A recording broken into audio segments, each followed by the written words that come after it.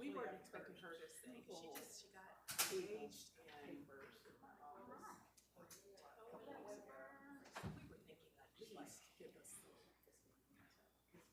I want to get married. Even though you say, well, I know, it's supposed to spend more time.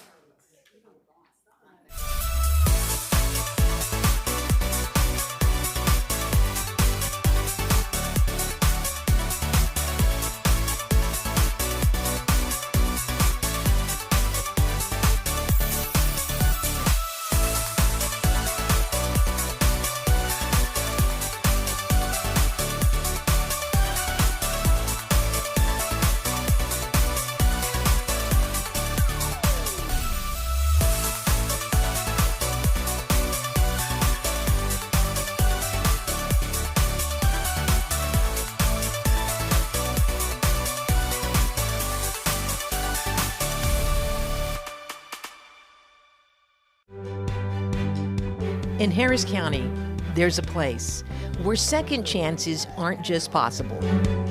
It's the plan. The Harris County Department of Education has created 4 unique campuses serving students with some of the greatest needs. From those with behavioral, physical, and intellectual disabilities, many with autism, to students facing addictions, expulsion, or involvement with the justice system. Our schools are not just for learning, but for healing, hope, and for opportunity. High Point student, 16-year-old Carderic Pennywell, has already faced more than many adults ever will. Like, I'm a very impatient person. If I want something, I want it right then. I know my mom, she'll break her back to give me whatever she wanted, but like, it hurts to see her mom break her back and then. Because of his offenses, Carderic spent 2 weeks in juvenile detention in downtown Houston. This year, he has attended High Point, a disciplinary alternative education program in Northeast Harris County. When he first came, I could see some immaturity, but over the weeks and months that he's been here, I've actually seen him growing, making better choices. Recently, Carderic and another student spent the day at Sire. There he experienced the healing power of therapeutic horsemanship, one quiet moment at a time. I also walked away with the skill or just the idea of sometimes peace is needed. Sometimes stuff doesn't always have to be as loud. For the most part, I come in with a smile on my face, I get my work done. But I just found out that I actually have all my sophomore credits, and any more credits that I get would be counted as junior credits. We're focusing our attention on what the students are doing, not allowing the mistakes of the past to usurp the possibilities of their future. Academic Behavior School East is where 14-year-old Joe Nelson has found his place and a path that's right for him. His parents say Joe possesses a special gift, the kind you're just born with. Joseph, we kind of joke, he's kind of like the animal whisperer. For fun, I like to fish too. I like to ride my horses. I like to pet my animals, my dogs, my cows, my chickens. And I had a cat, but it passed away. As a baby, Joe missed developmental milestones, but it wasn't until the 5th grade he was officially diagnosed with autism. And as Joe began school, the frustrations grew and calls from the school were common occurrences. Joe's home district advised the Nelsons ABS East may be the perfect place for Joe.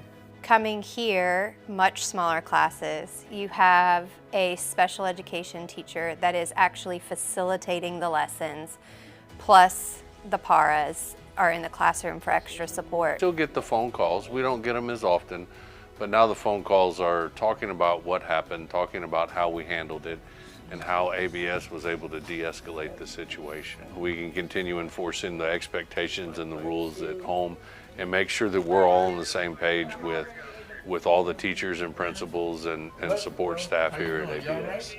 Always good to see you. And it's the school's special programs that have also given Joe something more, chances to be seen, to speak, and to shine. In his home district, he would have never gotten in front of a room full of his peers or strangers and been confident enough to public speak. And in West Harris County, with an identical layout and mission, is ABS West, where 12-year-old life skills student Wyatt Nshevsky attends. Wyatt is nonverbal, has severe autism, lives with a genetic disorder, and faces the challenges of epilepsy and other physical ailments. I remember coming here and taking a look at the campus and just really being very excited for Wyatt. Wyatt fell in love with the school, and he's enjoyed coming to school ever since. He's learning life skills, he's learning functional skills. He's getting his occupational therapy and his speech therapies. There is a sensory lab here. The playground is well suited to his needs. And the staff that work here truly appreciate the unique qualities that are my son. In the academic behavior schools, 5 to 22-year-olds are supported. Young adults like Colin Johnson are preparing to take the next step toward independence. Colin has been with ABS West since middle school, and now he's working on gaining skills for a job through the Life Skills Adult Transition Program.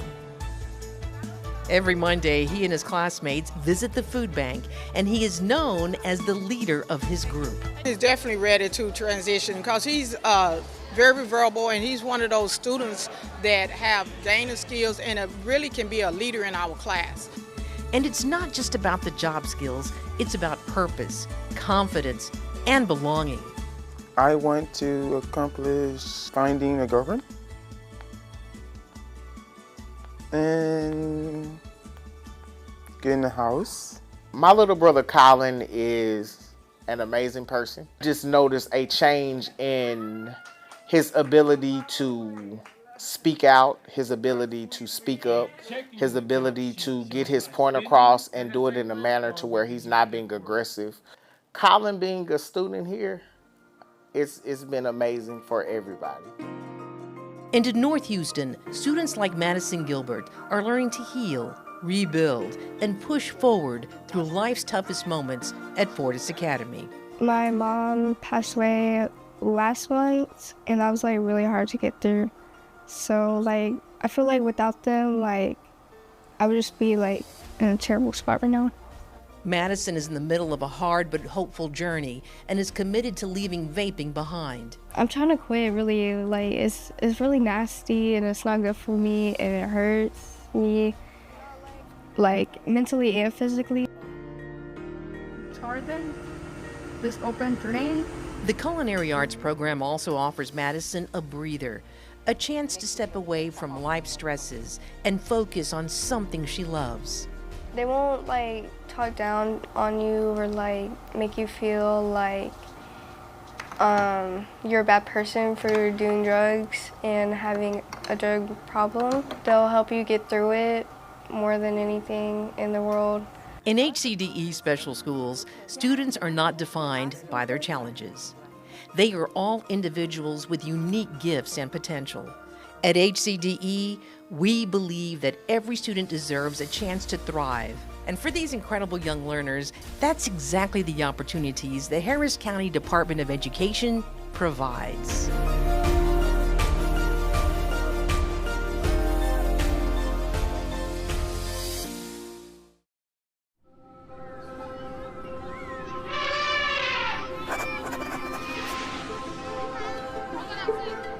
So my name is Nate Barcott. I'm a student at HSPVA. My piece is titled An Can Gokwa Di Gokwa. When you eat bittermelon, the suffering passes. I'm only a part Vietnamese. I'm also Honduran and Croatian. Something that really keeps me connected to my Vietnamese culture is food.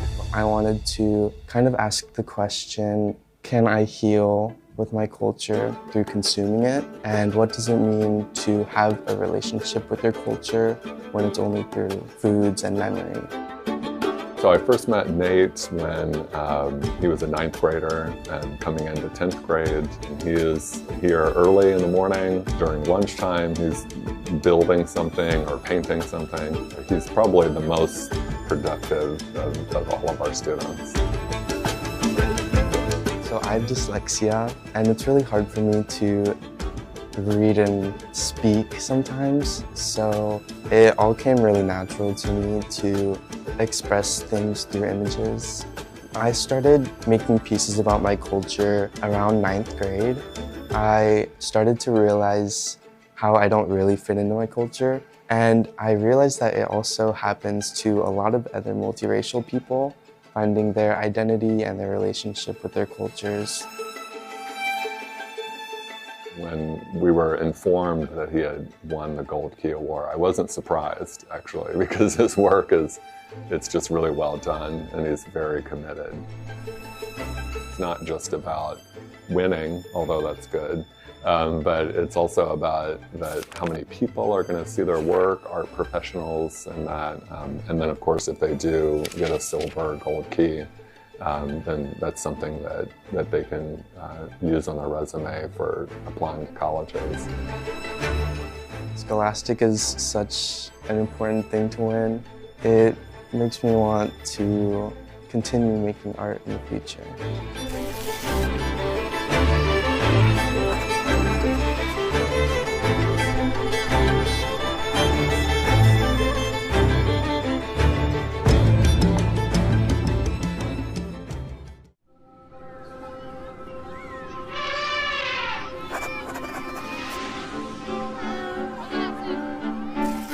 My name is Jazabel Medina.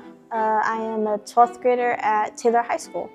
The name of it is Nostalgia. It is based off my dad's childhood, and he was forced to kind of mature because he had to take care of his brother and sister and his grandfather who was blind. Now that he's older, he's my dad. He likes to collect toys that he didn't get to collect as a kid. So the piece, it's supposed to represent my connection to him. I like to collect clown figures, clown dolls, and sometimes he'll find clown statues for me to hang up on my room and stuff. Jazabel is a student of mine that's really excelled in art. I met her last year when she was in my AP class, and it's really been cool to see her grow and stuff through art. When I found out I got a gold key, I was really surprised. Oh my God, it's a key. It's a gold key. And it kind of helped me realize that, hey, I have this talent that I should utilize more in the future if I can. It's awesome to see whenever any of my students, especially Jazabel, do well.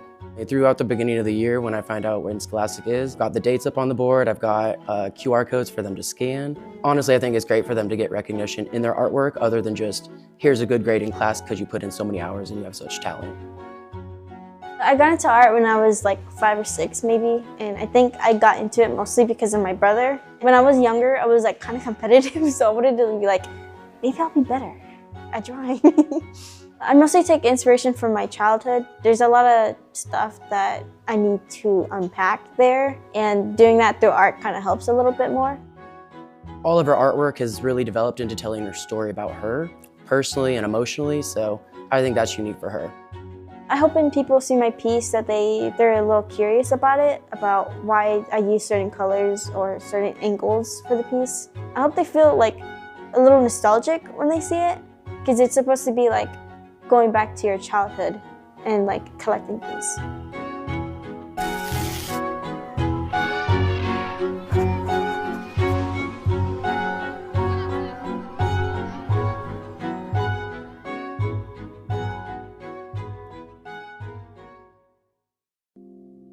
In a recent report from Harris County Public Health, between 2018 and 2022, the substance-involved death rate among 15 to 19-year-olds increased 544.3%. Harris County has the highest rate of drug-involved deaths in the state, with fentanyl the most common substance, followed by cocaine and methamphetamine. And according to the Texas Education Agency, 15% of Texas students are in special education programs, with 1 in 54 children diagnosed with autism and over 100,000 dealing with physical disabilities. The Harris County District Attorney reports a 76% increase in juvenile homicides over the last 3 years, and felonies have doubled in the last year. It's our children and our neighbors that face unimaginable challenges in their day-to-day lives, and Harris County Department of Education's 4 special and unique campuses offer support for families and students to overcome and thrive. Serving 760 students, HCDE's 4 schools enroll students in 25 Harris County school districts.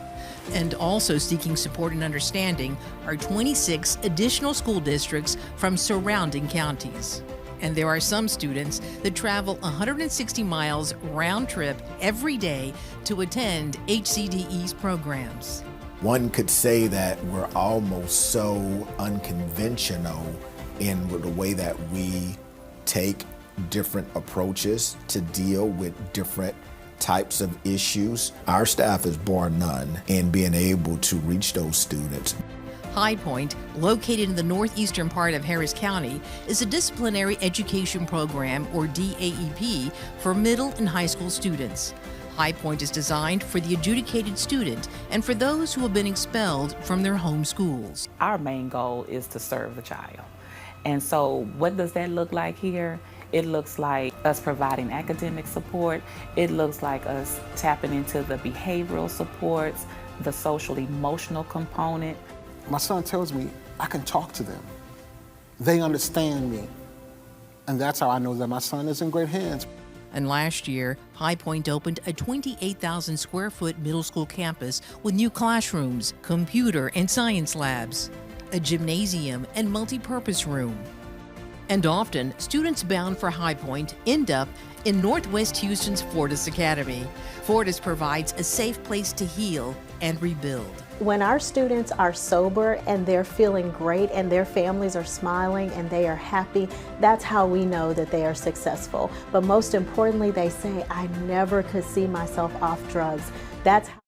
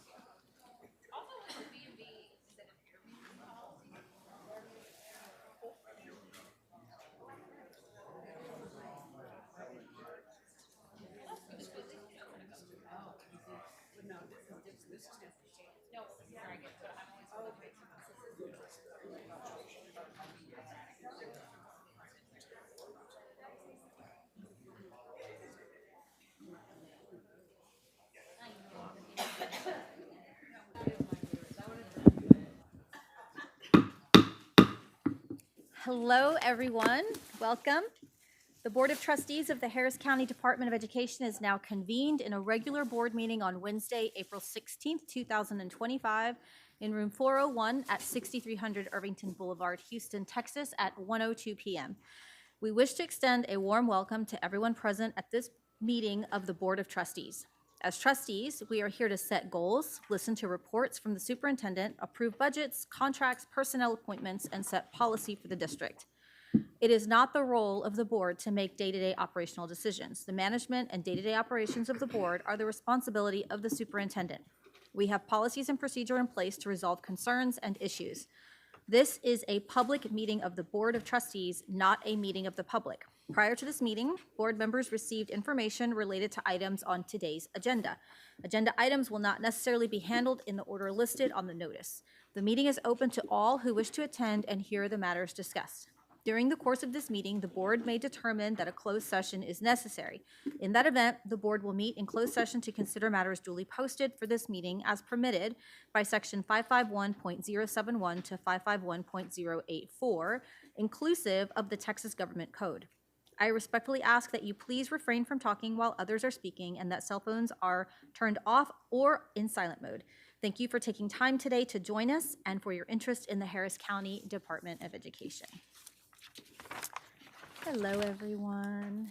All right, we will begin with invocation. Armando Rodriguez.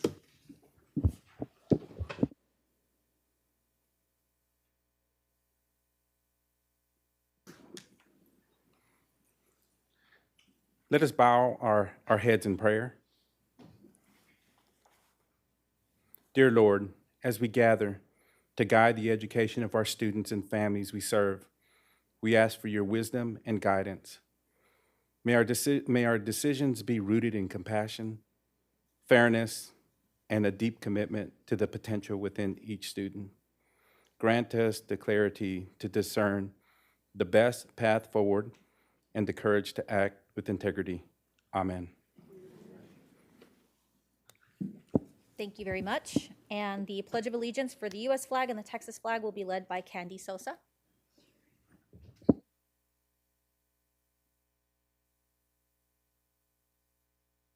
I pledge allegiance to the flag of the United States of America and to the republic for which it stands, one nation, under God, indivisible, with liberty and justice for all.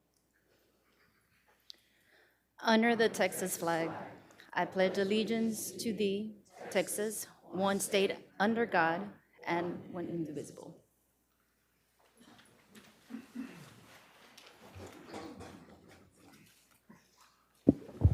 All right, we don't have anyone for open forum, so we will move on to reports and presentations with Employee of the Month, Dr. Sylvester.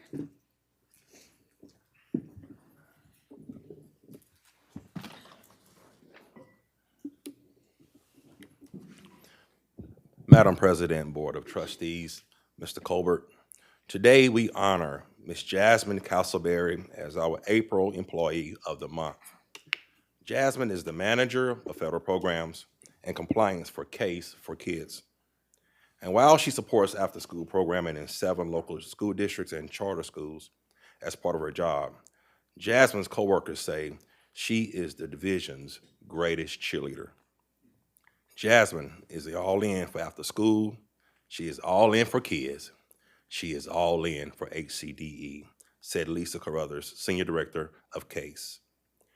Jasmine is known around the division and HCDE for the smile and bright energy, keeping the CASE office infused with joy. But it is her attention to detail and support for others that shines through her daily work. Ms. Castleberry has consistently demonstrated a high level of meticulousness, ensuring that every task is completed with precision, the nomination reads. Her ability to break down complex instructions into clear and understandable steps has been invaluable to our team's success.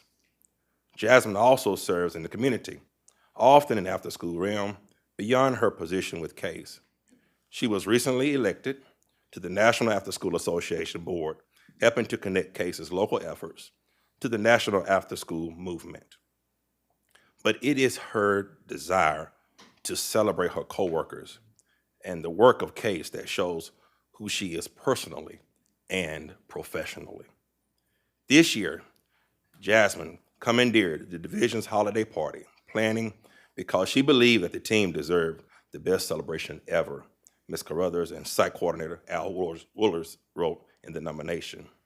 She pushed herself out of her comfort zone to host an event that made everyone feel appreciated. She said she knew she could do anything if it was in support of the team that makes so many great things happen for kids. That's Jasmine. Our comms team has prepared a short video highlighting Jasmine's work with CASE and her dedication to after-school programs.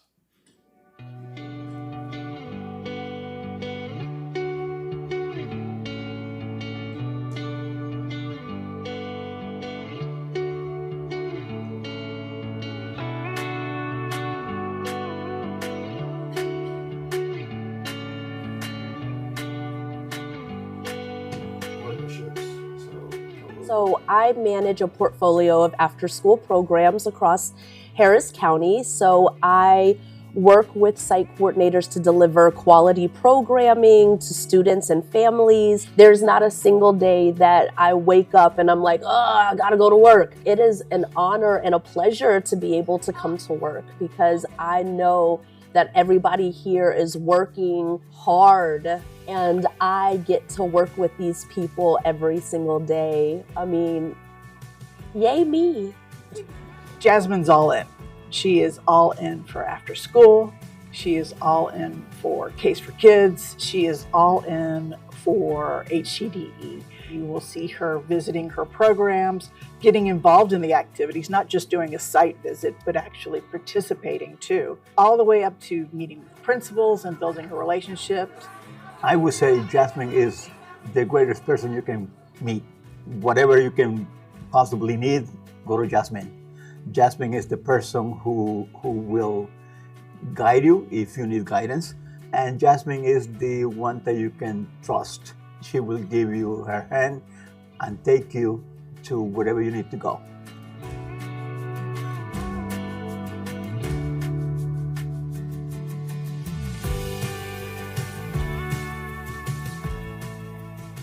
Really, after school is about access. It's our time to give back to these kids because that's our responsibility.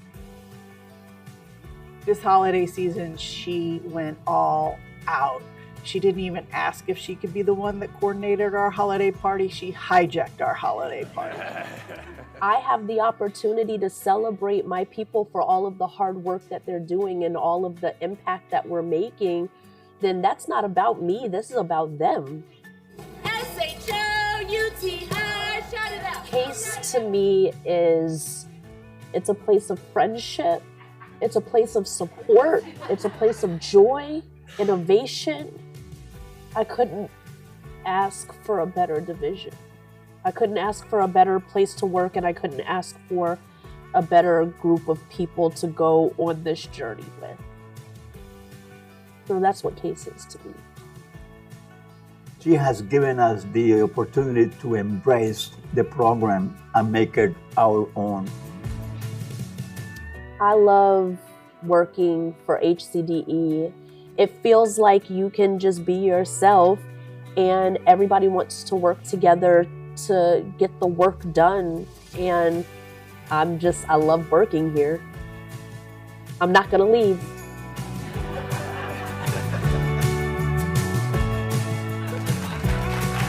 I am pleased to introduce to you Miss Jasmine Castleberry, our April 2025 Employee of the Month.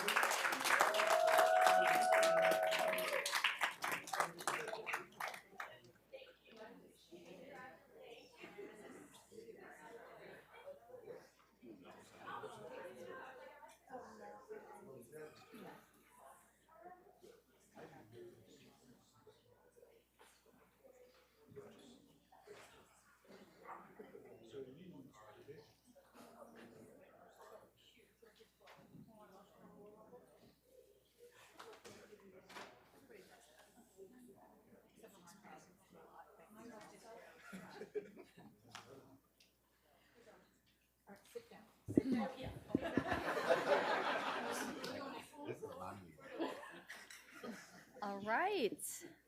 Oh, we have gifts. Oh my goodness. Okay, so we're going to move on to superintendent monthly reports. That's you. Thank you, Madam President. I'll just tell you, if you ever are lacking some energy, if you're ever feeling down and tired, you wonder how you're going to make it through the day, head over to Case.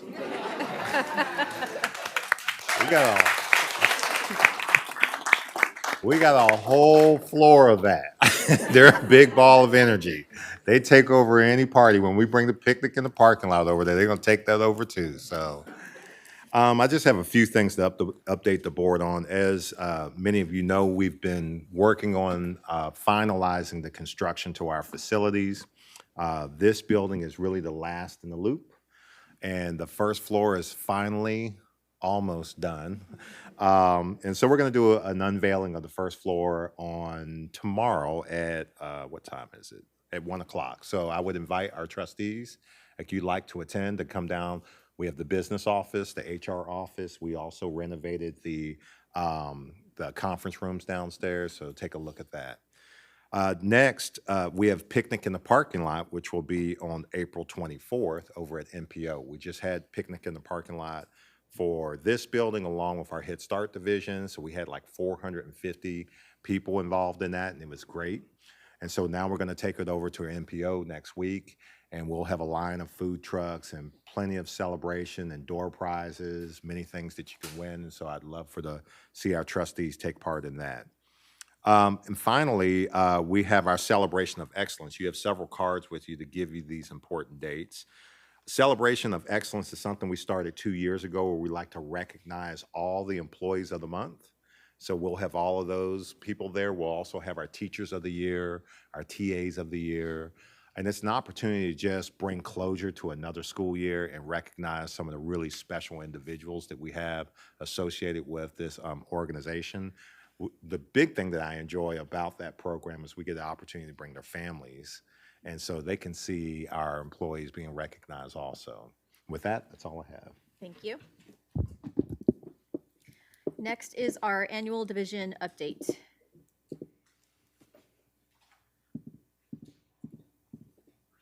This one is for Human Resources.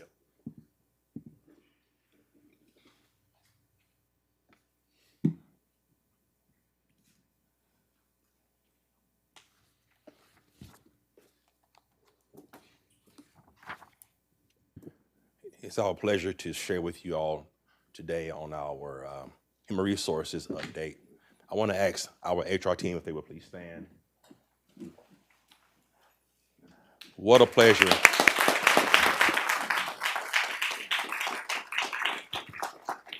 What a pleasure it is to work with these fine HR professionals every single day, and I get to do that every day, and I'm blessed and a better person for the opportunity. We have Ms. Patricia Menard, she's our Assistant Director. We have Ms. Ashley Barker, our Compensation Analyst, Ms. Chris Duke, Ms. Laura Nowlin, Ms. Aleda Lopez, Coordinators, Ms. Erica Bada, Benefits Coordinator, Ms. Shakisha Haynes, Risk Management Specialist, Ms. Candy Sosa, our Benefits Specialist, Ms. Monse Whitney, Administrative Assistant, and Ms. Nancy Argueta Cruz is our Recruitment Specialist. And so again, what a pleasure to have these ladies as a part of our HR team, and they do a wonderful job. I have the pleasure of sharing the stage with me on today is Ms. Chris Duke and Ms. Patricia Menard, who's going to walk us through today's presentation. Good afternoon. Let's talk a little bit about our employees here at HCDE. So you'll see we have 78% of our staff is full-time, and you'll have 22% is part-time. The majority of our staff, as you'll see, is instructional in capacity. And so that would include Head Start, your special schools, adult education, and therapy services. Gender breakdown, here we are. We're 76% female and 24% male. I had a comment about that, but I will say that in relation to education and the studies, that's the national average. So we coincide with the national average, which is actually, I think it's like 70, we're 78 or 75 in 25. So we're real close right there. Looking at our staff qualifications and years of service, you'll see that we'll look at our staff. So we'll look at degreed professionals. Majority of our staff are degreed professionals. And so this would include, as well as our certified teachers, you'll see there with 213, and then our other licensed professionals, which would include our counselors, our therapists, our nurses, and we also have some CPAs on staff as well. A little bit on our employment data so that you can see we're comparing, just so you can see, we're comparing one full year to the half a year, so how far we are along in this present school year. So it looks like we're kind of right on track, nothing really concerning there. We're kind of along the same lines there. All right, let's talk a little bit about our recruiting and some information regarding our recruiting efforts. So of course, we do like to boast when we're recruiting that we are one of the best workplaces, not only nationally, but locally. So we're excited when we go out and we get to tell people that. So that's one of our big recruiting points. And we also like to talk about our work-life balances. We think our salaries are great. Our school calendar, flex schedule, and our dual retirement. So that's a big push, which we do use when we're recruiting. So we'll look at, just briefly look at kind of our websites and our job boards, what we do with that. So we do get on all of our, like a LinkedIn, we do school boards, career centers, professional organizations. So that would all be included with the job boards there. And of course, for our executive level positions, we'll advertise with TASBO and the organizations for school business officials. When our job fairs, you'll see that our job fairs here, and again, notice that we're comparing 1 year to half a year here. And so we attend the four-year universities, we attend community colleges, your local community job fairs, and also we have specialty job fairs where Head Start will do Head Start job fairs here, and we just recently, and we have done in the past, do one for recruiting for special schools. And we have about 5 to 7 more left to end out the school year.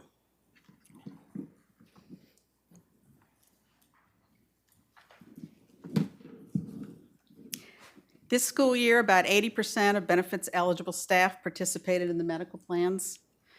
We appreciate the superintendent and the board for continually working to offer levels of medical insurance that are at no cost to our staff, and as well as raising the life insurance levels.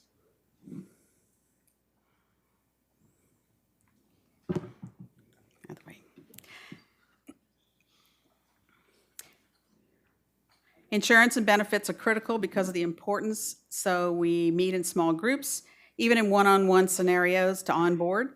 We include introducing HCDE programs, highlighting benefit plan features, policies, procedures, compliance topics, so that our staff can be empowered to be successful. The Employee Assistance Program is always available to staff who seek counseling or other personal assistance. It can be found in the employee handbook, in all of our benefits materials, in our worksite postings, and annually we remind staff that it's available through our returning staff orientations.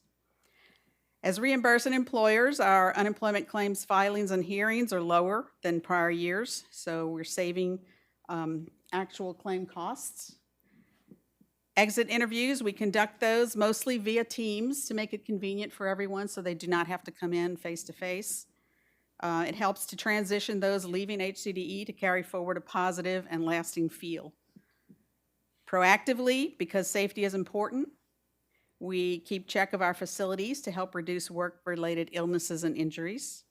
And we've paid out slightly more assault leave claims from the previous year, and we're working with campus leaders toward the trend to help reduce those numbers. Finally, this is a snapshot of leave numbers. This year, we're just slightly over the number of FMLA claims filed last year.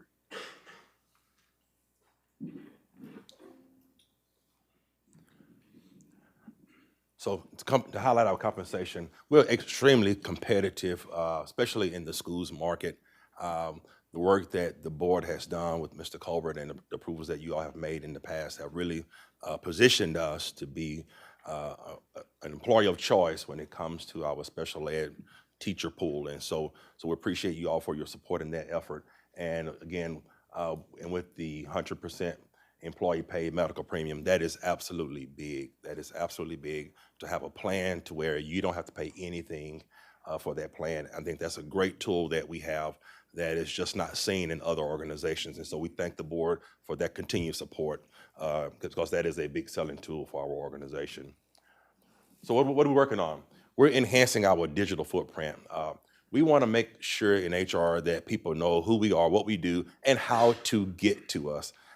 Had ladies laughing. I was telling them that when I was getting employed here and I was a candidate to come here, I said I couldn't find anybody. I was trying to find out who's what and what they do, and I couldn't find anyone. So we're working on getting that to know who they are, what they do, and how can you get us if you need us. Because again, we are a service function of this organization. We want to make sure that people can get to us when they need us.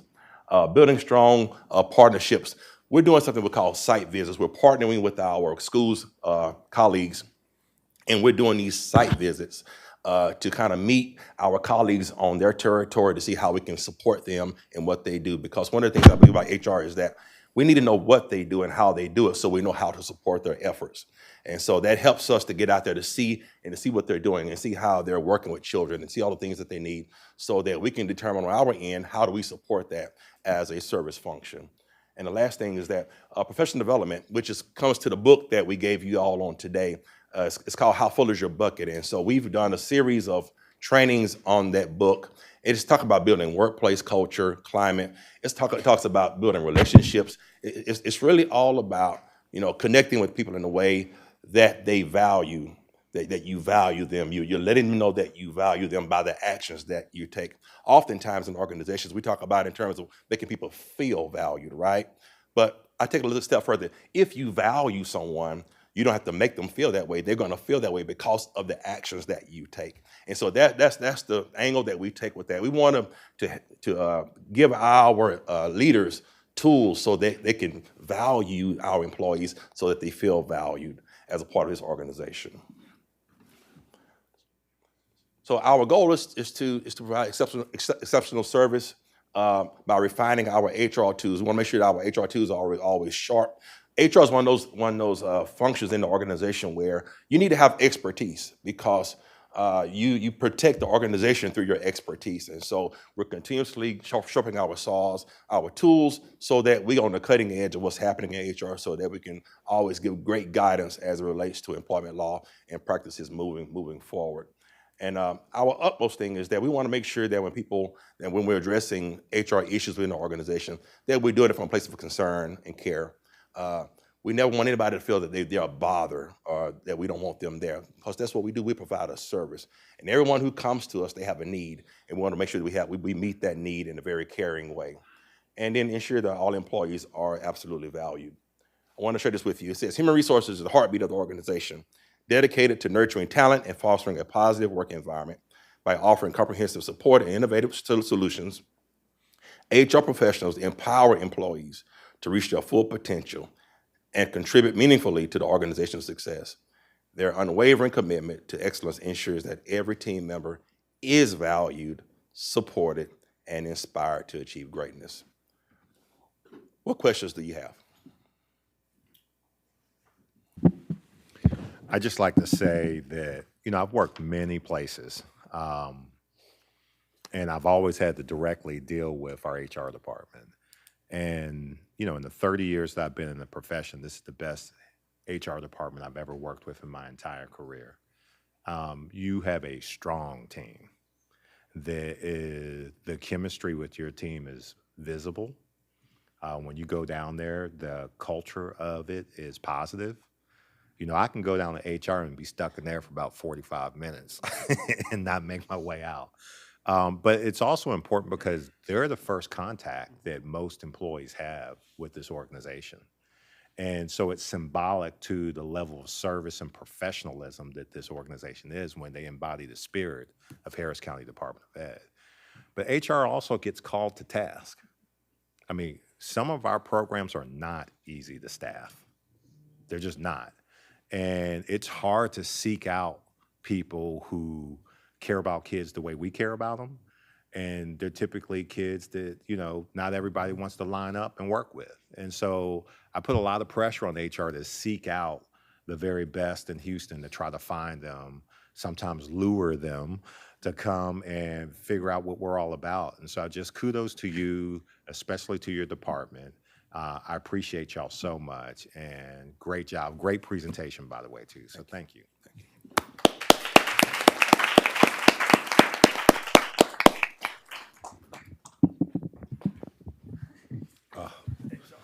Here we go with the heart again. Now we have another annual division update, this time with Head Start. Good afternoon, and thank you for the opportunity to present information on our Head Start program. Get started. Okay. My name is Vanita Peacock, and I'm the Senior Director of the Head Start program. And I'd like to ask my team who are in the audience if they please stand.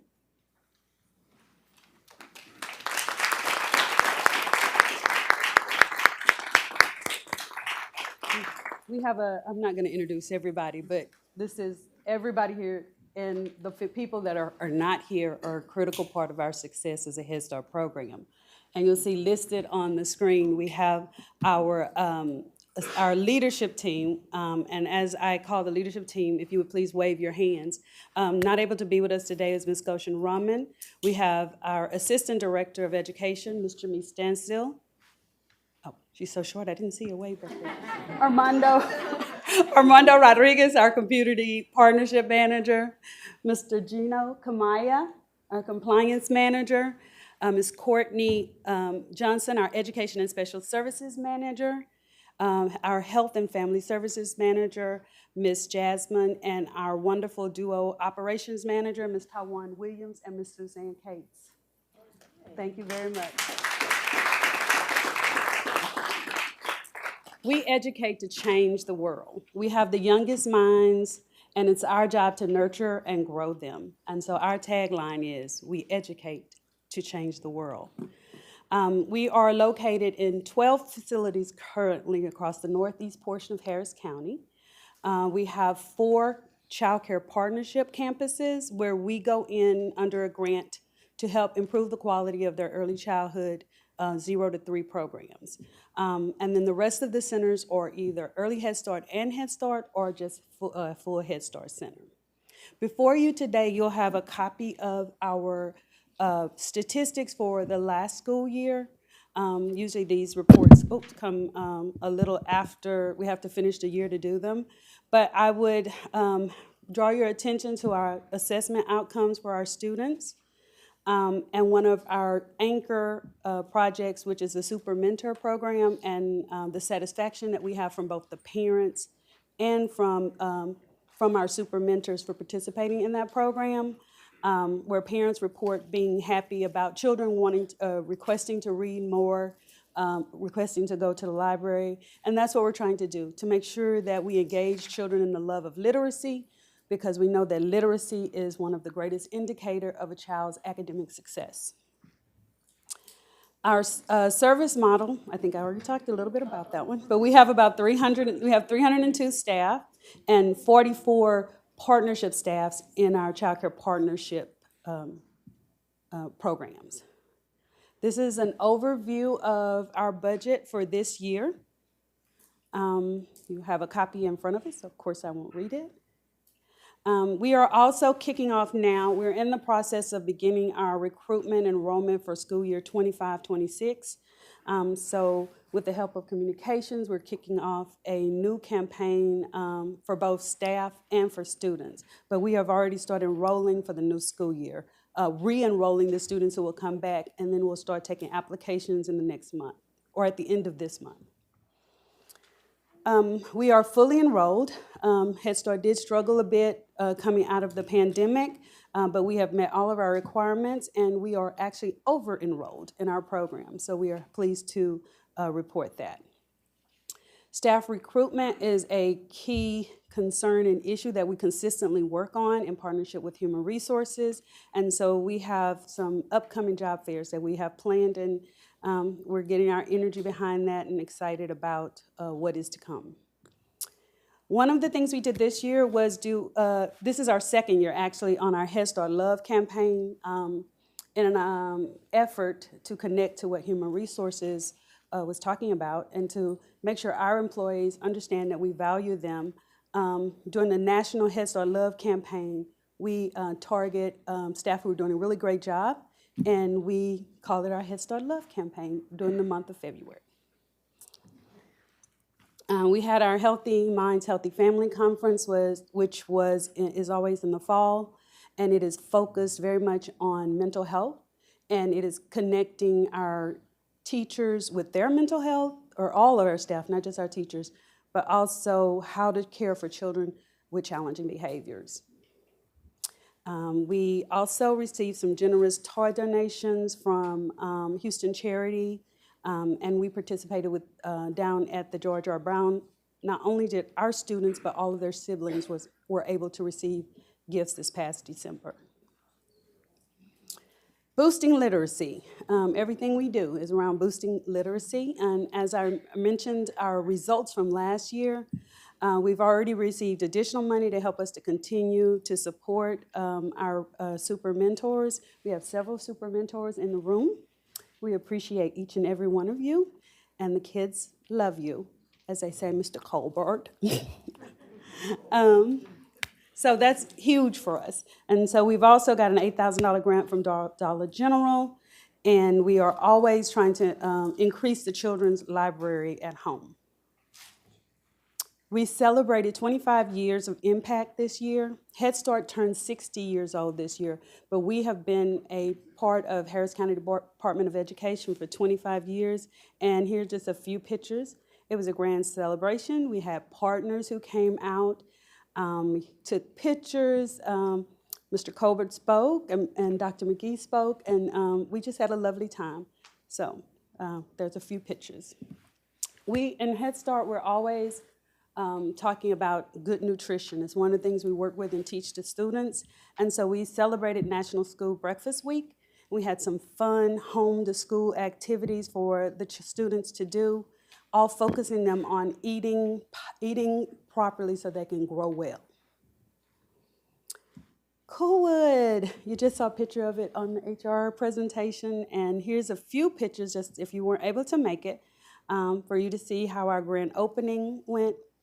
The biggest joy for me was to see the babies come in because the parents got nervous just before we were supposed to open, and they started talking about, well, no, I don't know if I'm gonna come. So the teachers got on the phone and on Class Dojo with them and was saying, no, come out, come out. And then you see the little kids you see them in the center playing with the toys and looking at the books, and the parents got all excited. So we're happy to say that Coolwood is fully enrolled. We also launched a new partnership. We started off with a soft start this year with the Lawson Academy. We have 2 teachers there who are working side by side with our Head Start students. Next year we will have 4 classrooms, and they will be duly enrolled in the Lawson Academy and in Head Start. Of course, our Christmas Responsible Parenting Award, if you didn't get an opportunity to see it or be there, these are our 2 parents who were awarded this past December. This represents card number 47 and 48. We just celebrated the Week of the Young Child, and it was awesome. The children did a beautiful job, created different galleries. I thought I would run out of time to show you pictures, but if you'd love to see some pictures, I'd love to show you. But they did an awesome job, and it culminated on Friday with the art gallery show. What do we have coming up? It's the end of the year, so we'll be celebrating, the students will be celebrating with their super mentors. We will have our end of the year policy council celebration. Our students who are transitioning, whether it's to 4-year-old classrooms or out to the pre-K through 4 school districts, then we'll be celebrating them. And then our team will be going out to Barrett Station to do our end of year celebration to celebrate all the accomplishments we've had this year. What is on the horizon? As I stated before, we'll be celebrating 60 years of Head Start this year. We're looking forward to our partnership with Arizona College of Nursing, and 2 SANJAC partnerships, one with their early college students and another with their nursing program. Okay, any questions?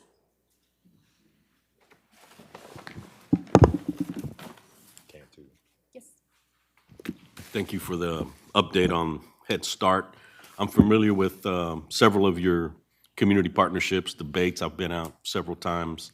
It's an awesome partnership we have, awarding those cars to those deserving parents and families. Can you talk a little bit about some of the partnerships we have or how we work with the local school districts and maybe even charter schools? Okay.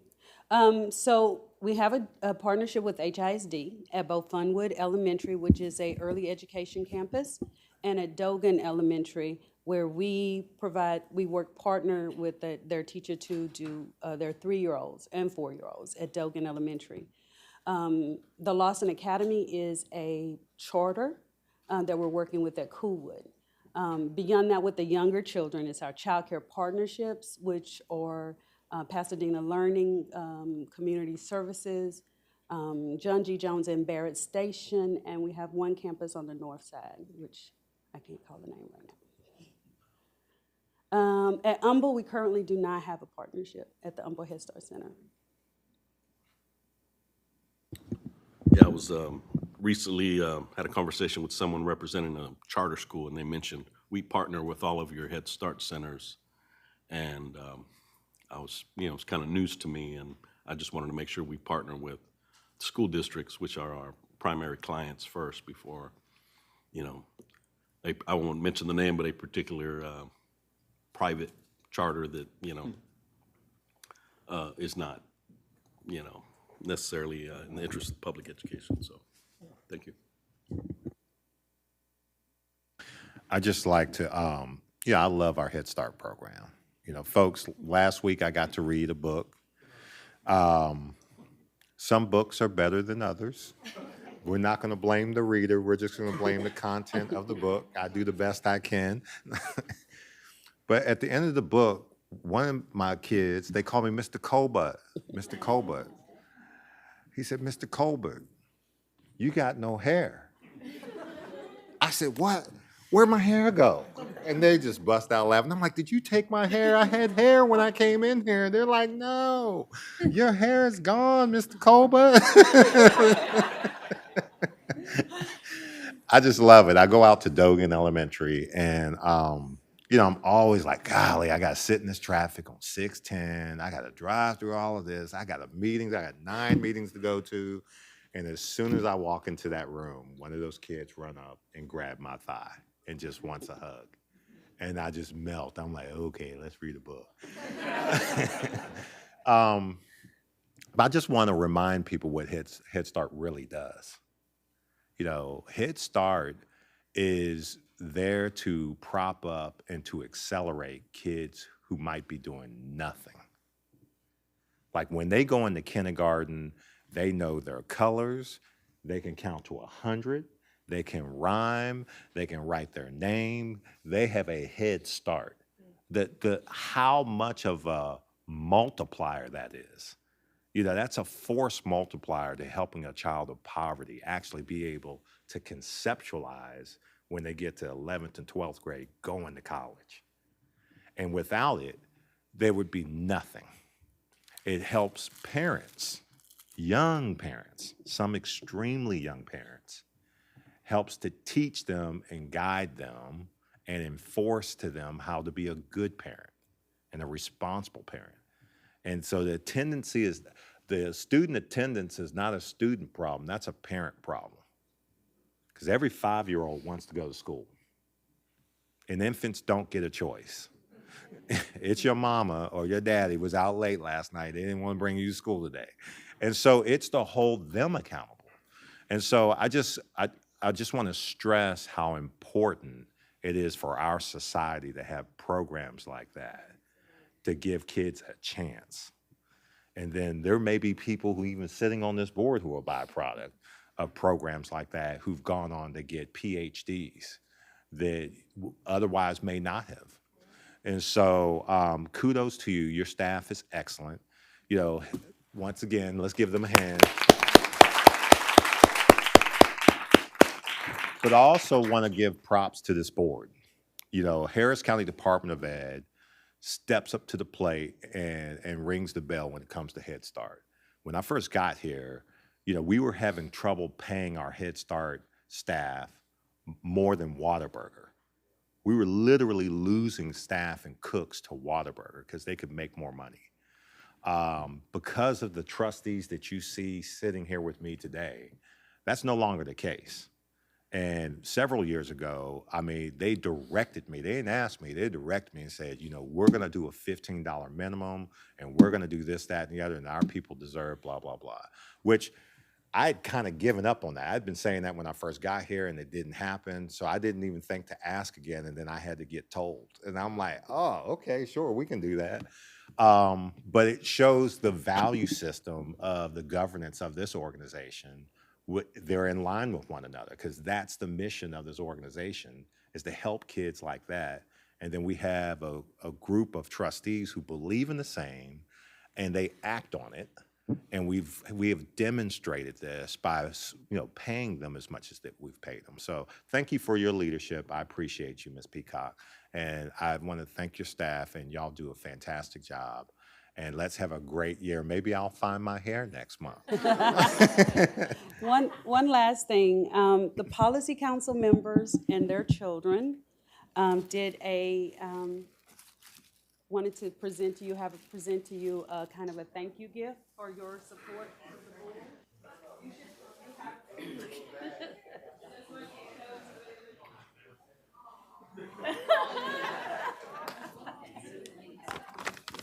Thank you.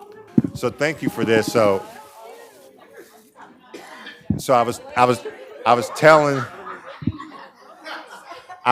Trustee McGee he doesn't have to pretend anymore. He's got a real one now. He doesn't have to do the hand thing anymore. You just keep that up there. There you go. You're on. McGee wanted to say something. Go ahead. Thank you, Madam President.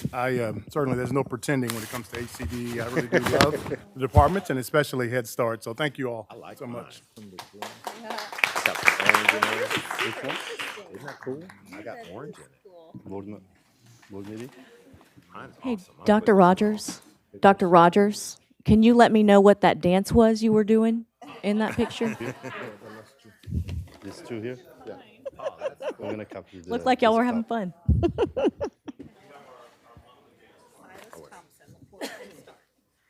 All right, any other reports from board members concerning attendance or participation in a board or HCDE related conference, event, activity, or committee? Seeing none, we can move on to report of board committee chairs. Anybody? All right, seeing none, we will go on with monthly financial reports. Dr. Mesqua?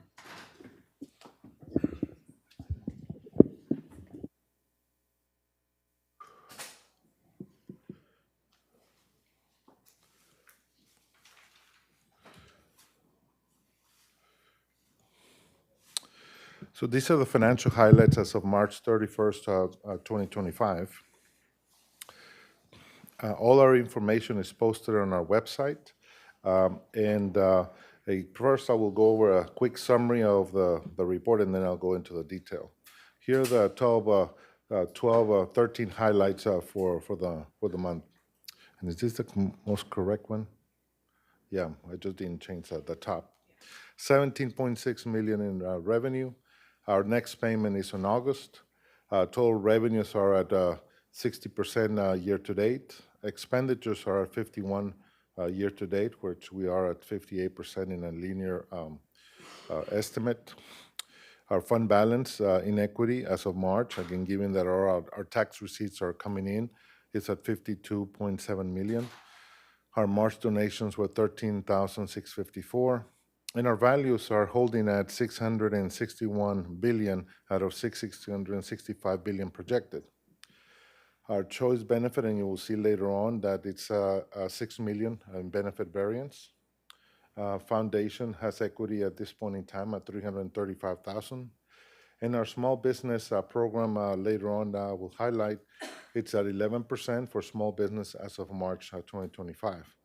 Our projects are 93% in the Irvington project, and all the phase one projects from 2020 are just pending retainage, release, and closeout. And our budget process for FY, can we say 26, 27? 25, 26 is underway. Our balance sheet as of March is 56 million in assets, 3.1 million in liabilities, and 52.7 in equity. And what we have excess as of this time is 18,500,321, which is going to be used between now and August 31st. Our key financial ratios, we have four that we track. The first one is financial strength, percentage of fund balance to general fund. We're at 57% at this time versus 45% at the same time last year. Our working capital ratio, we're at 53%, a strong 53 versus 46 million last year. Our unassigned fund balance ratio, we're at 41% versus 35% at the same time last year. Our debt to income ratio, we're at 4.93 versus 4.91 at the same time from a year ago. Our tax revenue to total revenue, we're at 34% versus 29% at the same time from last year. And our indirect cost tax ratio, we're at 2.4. It's a little bit better than it was a year ago at 1.9. Our fee for service ratio, revenue ratio, we're at 19%. Same thing we were last year at 19%. And our growth ratio, because of all our growth, is right now still at -11. However, that it will, as the time goes by, that's going to improve to a positive number as we start looking at it, projecting. Because remember, last year we had some reduction in some of our contracts. Fund balance activity, we only had one amendment this year for $391,000 early in the year. And our budget to actual ratio, we have the general fund, which is our main fund, our special revenues, which are our grants, our debt service, which is our payment of our bonds, our capital projects, our trust and agency funds, our choice partner, which is our enterprise fund, and our internal service, which is our workers' comp fund, and then lastly, our internal service fund, which is facility fund. So altogether, we're at 60% cumulative, which is a little bit better than the 58% in a linear estimate. In terms of outflows or expenditures, we're at 51%, which is good because we're below the spending pattern of 58%. So it's always good that your revenue is ahead and your expenses are below. In terms of our donations, we're at year-to-date $299,017.54 in cash and in-kind. And for this month, we had some donations for Head Start, Compton, LaPorte, and here at Irvington, the department-wide. Here's the tracking of our values. We started with $665 billion. And we had $67 billion waiting to be certified. And so we're at $660 billion. So we'll end up with about $661 billion, which is about $4 billion less than projected. So we'll see how that projection holds out between now and August. And so that could mean a potential reduction of approximately $600,000 in our revenue projection. And so, but we will see that between now and August. So year to date, we have collected 94.4% of our taxes, which is $30,292,994. So overall, including delinquent and penalty and interest, we're at 93.8%. And we paid for the HCAD and the tax office year to date, $734,245 to collect the tax and assess and collect the tax. Our disbursements, all our checks for the month were 765 disbursements totaling 3,158,838, a total of 5.6 million, which includes 763 transactions and 6 transfers. And all this information is also posted on our webpage and are as part of our transparency program and posted on our website. Our segment division data for divisions, Center for Educational Success, a benefit variance of a subsidy of 1,011,332, records management 504,653, therapy 1,660,808, and schools at 1,930,434. Choice Partners has a benefit variance of 6,042,900, which is a positive. It's continuing to do well, or a 374% ratio at this point in time, and we still have 5 months of the year to go. We don't have any amendments, and then our educational foundation, we have 335,000 in equity available in the educational foundation. In our PFC and revenue projects update, we have the small business report that we compile, and our target it is a policy that the board approved to be able to have a small business participation, and so now we are tracking all the different types of expenditures by the type of vendor that we have, and whether they have some certifications, whether they are hub, minority business enterprise, small business enterprise, or woman business enterprise. And so these are the certifying agencies that we look to. We don't have a certification program, but these are the ones that have a formal certification program in place.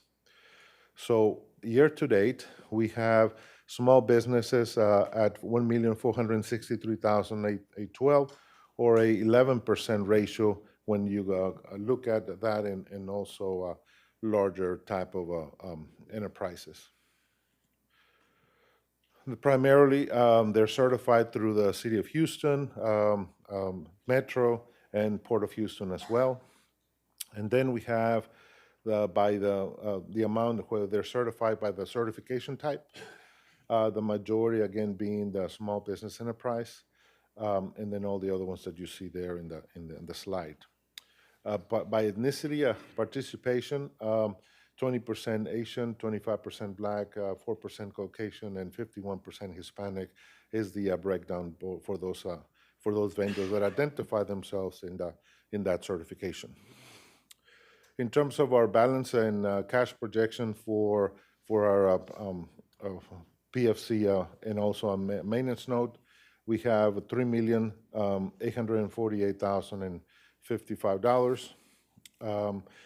And we have a retainage. The retainage is $1,257,000 pending the approval of the retainage and the release of the retainage for the 4 projects that we have pending so far. And in the maintenance notes for 2024, the 2024 issue was $16,313,000. We have $11,300,708 left over in that account. And then we have, for Duratec, for this building, retainage so far of $265,037. So all our projects are pretty much 99 to 100% complete. We're just pending the retainage to be released.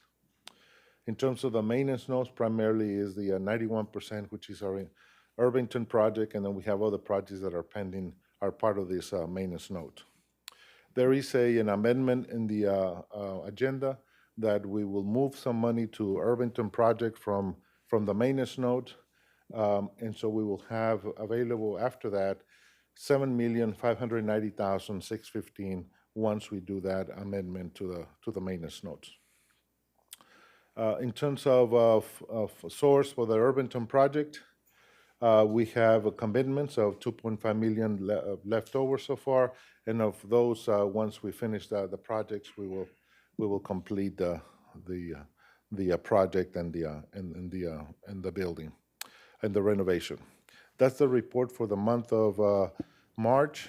And I have the next item, which is an update on electricity that I'd like to update you on that. Can you just, again, go over what you said about the Irvington project?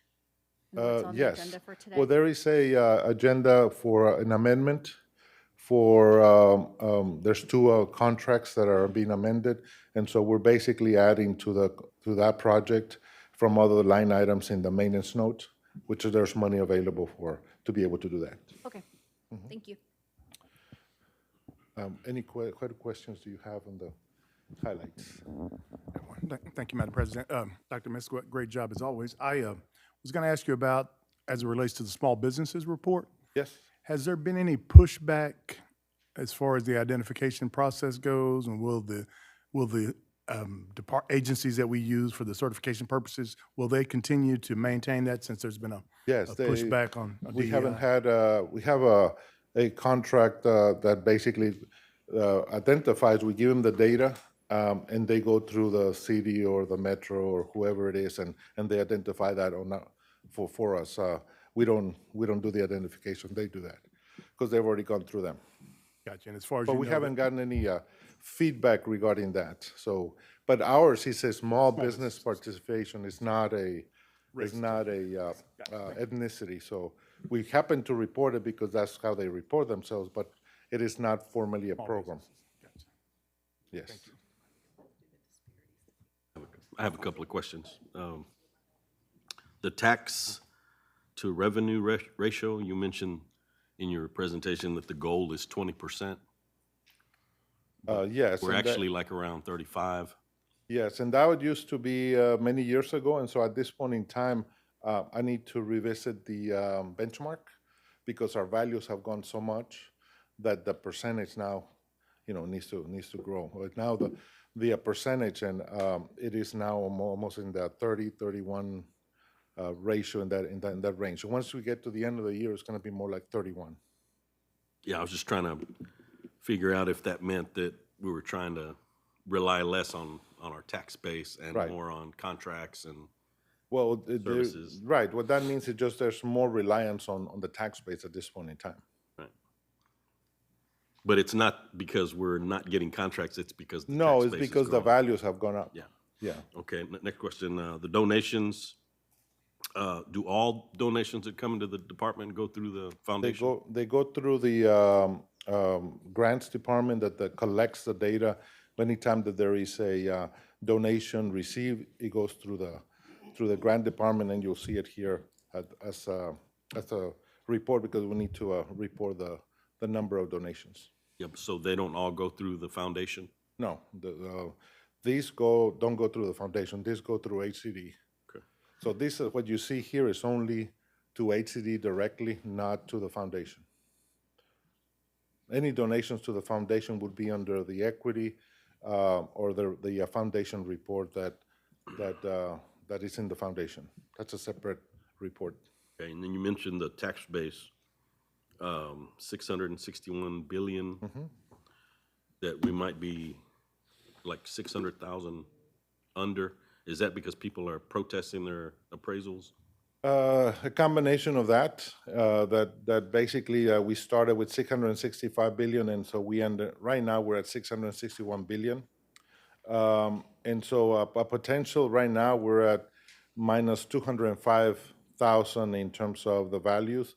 Again, there is we will monitor that between now and August because that changes, constantly every month.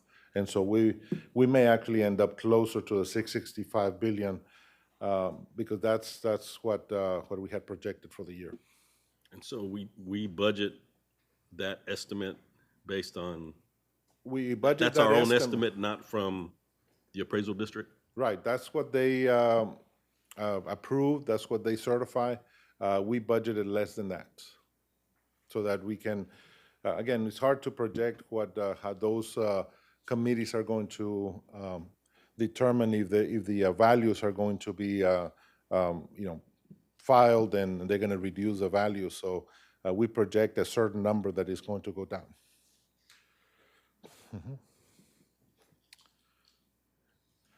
Okay.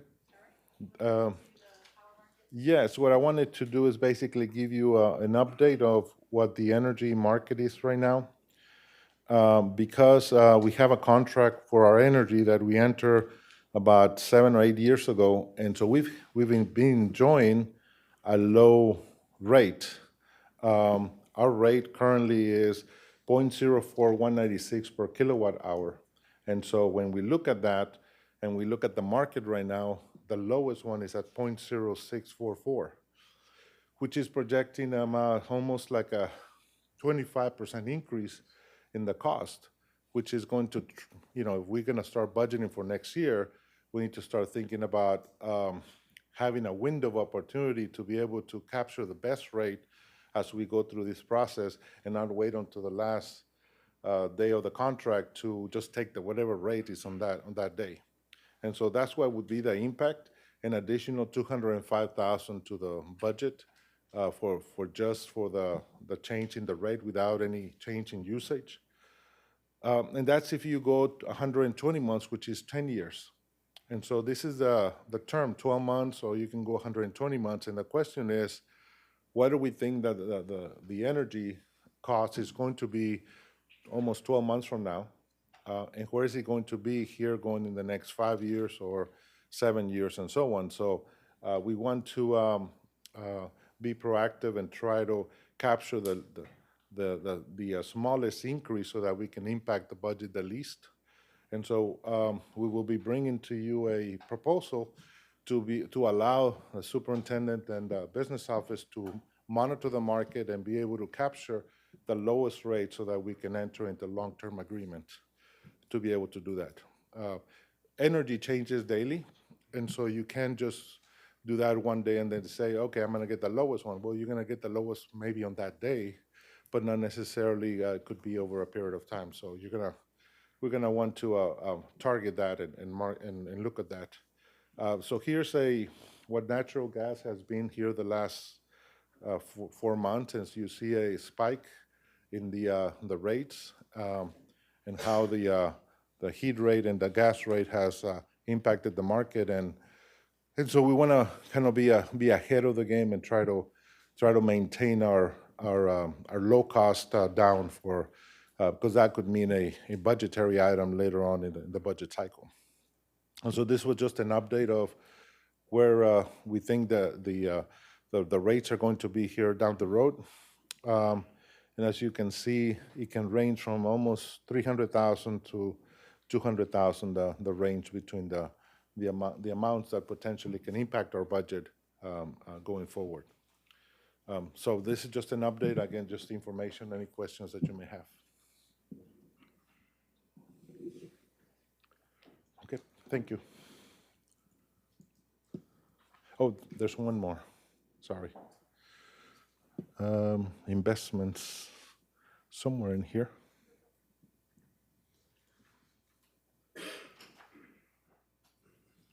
Is that it?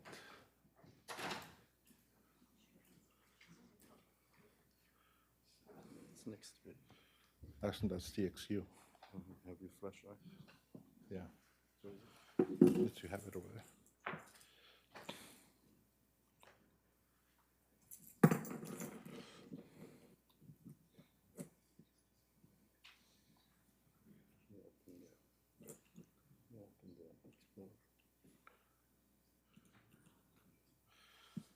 This PC.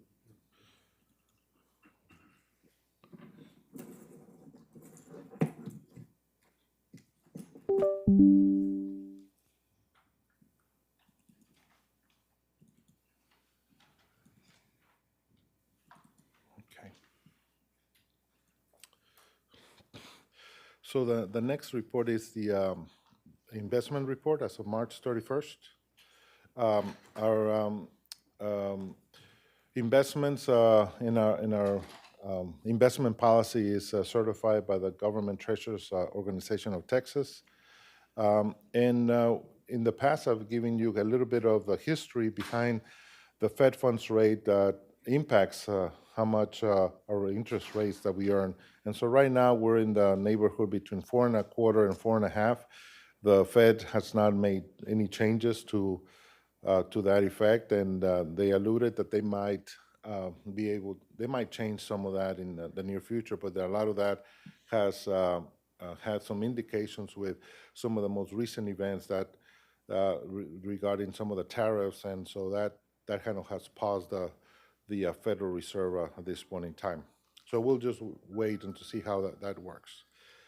This is the Treasury rates that are available, and so we have, when we look at the rates, if you're going to invest, which is our scenario anywhere between 3 months and a year, it's a 4.33 or 3.99.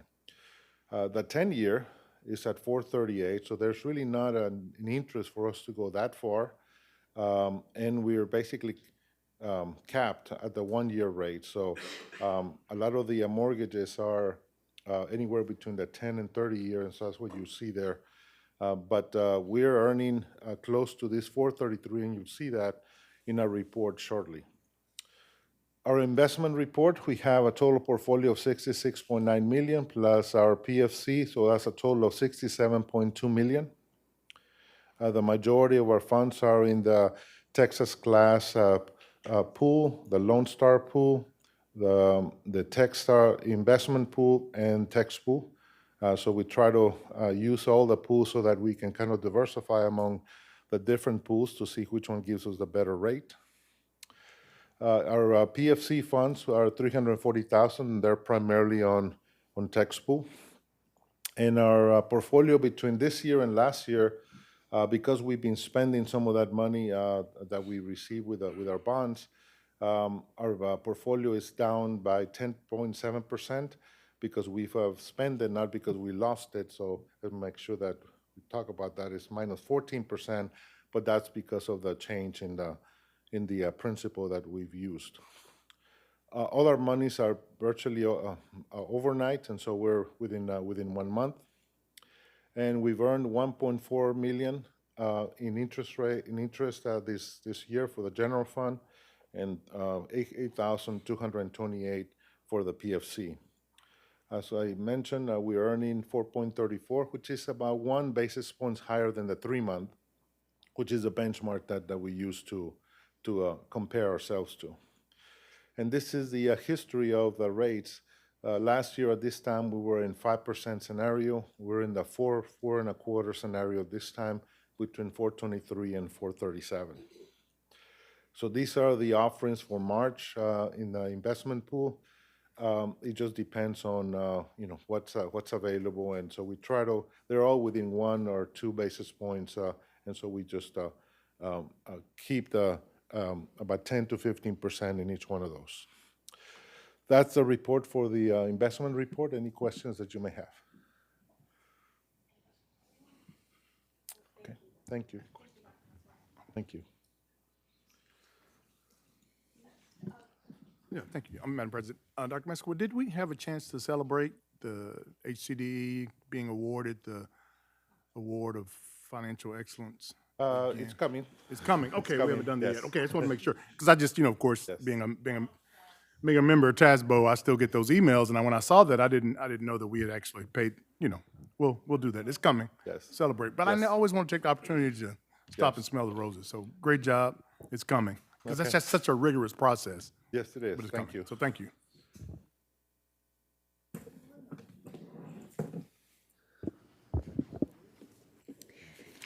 We will now move on to our consensus action items. Is there anything anyone wishes to pull from consensus? No, ma'am.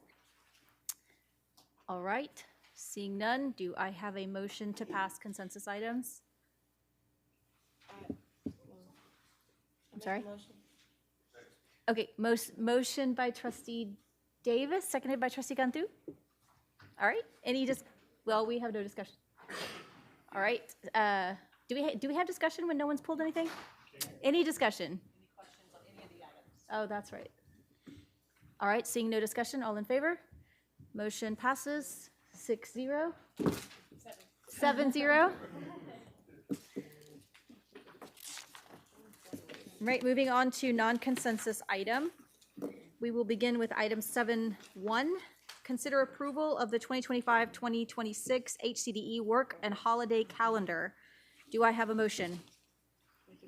Motion by trustee Davis, seconded by trustee Duhan. Any discussion?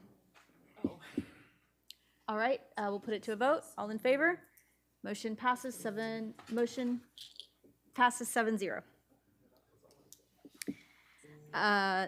Action item 7.2, consideration ratification of job order contract with Blackman Mooring for $93,179 for disaster mitigation commodity/services with disaster recovery at HCDE's North Post Oak facility. Do I have a motion? So moved. Motion by trustee Malik, thank you. And seconded by trustee Davis. Do I have any discussion? All right, all in favor? Motion passes 7-0. And the next item is 7.3, consider approval of change order number 1 with Durotech Inc.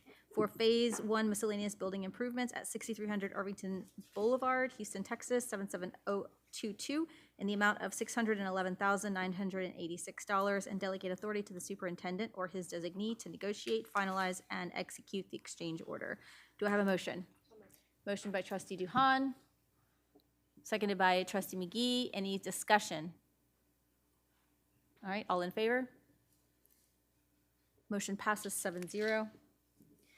And 7.4, consider approval of contract amendment number 2 with Create Architects for additional services regarding miscellaneous project scope and design revisions at 6300 Irvington Boulevard, Houston, Texas, 77022, in the amount of $108,300, and delegate authority to the superintendent or his designee to negotiate, finalize, and execute the contract amendment. Do I have a motion? So moved. Motion by trustee Malik, seconded by trustee Duhan. Any discussion? Yes, absolutely. Just details on what kind of improvements we will be having here, please. Would catch me when I just put a mint in my mouth. Good afternoon, trustees, Mr. Colbert. So the architect's contract amendment goes hand in hand with the amendment to Duratech's contract. So that is for the services that the architect is providing for. We are doing landscaping outside, we are doing fencing, we are doing all these different kind of things. Those all require his services. And so we're merely paying him for his services.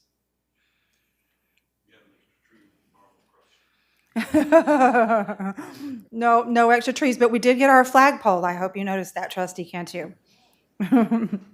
Any other questions? All right, thank you. Yes. All right, all in favor? Motion passes 7-0. And we will now move into executive session under the Texas Government Code pursuant to any and all purposes permitted by section 55.1.001 to 55.1.084, including but not limited to 551.071 and 551.074. And with that, we'll move to executive session at 2:16.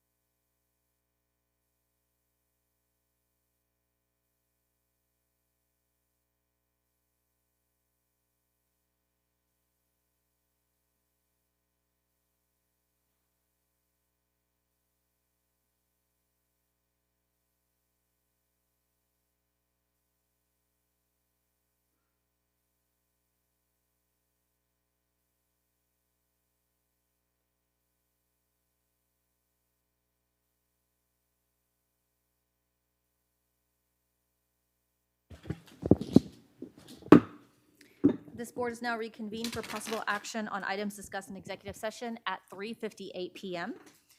The first item is possible action regarding pending litigation against HCDE. Do I have a motion? Yes, Madam President. I move to authorize the superintendent to take action regarding the pending litigation involving CLTD as discussed in closed session, and to negotiate, finalize, and execute any agreement relating thereto. Do I have a second? Seconded by trustee Cantu? Was it trustee Cantu? Oh, seconded by trustee Cantu. Any discussion? All in favor? Motion passes 7-0. Next item, possible action regarding the evaluation, duties, and/or discipline of HCDE trustee position for precinct 3. Do I have we have no motion for that. Okay, and so with that, do I have a motion to adjourn? Number 10, discussion and possible action items regarding future agenda items. Do we have anything? Okay, so with that, do I have a motion to adjourn? Motion by trustee Duhan, seconded by trustee Malik? Seconded. Okay. And with that, all in favor? We are now adjourned with 7-0, and that is it at 3:59 PM.